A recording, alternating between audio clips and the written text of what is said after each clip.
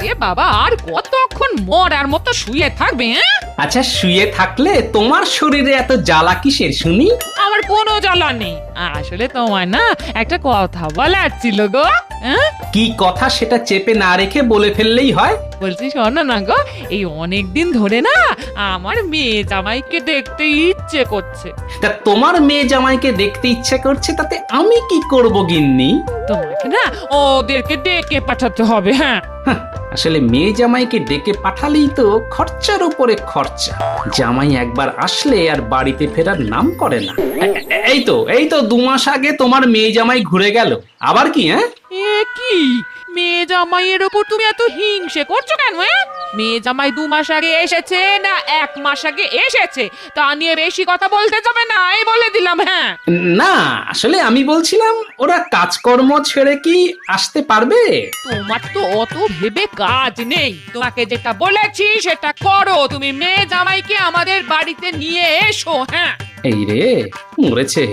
গিন্নি মনে হচ্ছে খুব রেগে আছে। এবার তো মেয়ে জামাইকে আনতেই হবে দেখছি। আয় রে পোড়া কপাল আমার, আমার আর টাকা জমবে না। এই শোনো, যাও তাড়াতাড়ি বাজার নিয়ে এসো।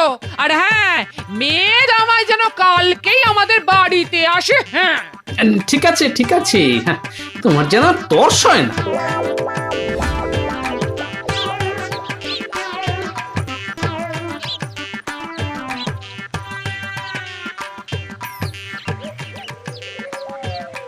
আরে, এই তো পুটির বাবা।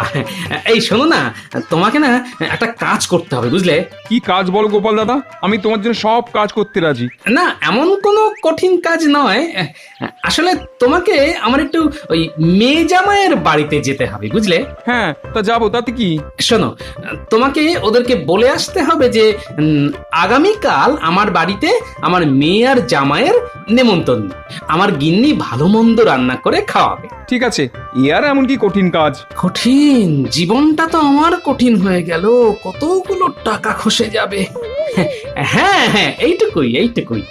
তাহলে খুব ভালো হয় ভাই। কোনো চিন্তা করো না গোপাল দাদা, আমি কালকেই ওরা যাতে তোমার বাড়িতে আসে তার ব্যবস্থা করছি। হ্যাঁ হ্যাঁ, তাই করো।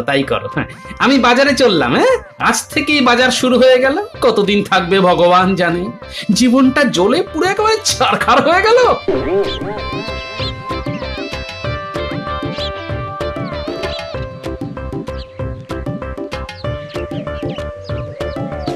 গিন্নি, তোমার মেয়ে জামাইকে আনতে যাওয়ার জন্য লোক পাঠিয়ে দিয়েছি। তা তো বুঝলাম, কিন্তু তুমি যে খালি হাতে ফিরে এলে বাজার থেকে।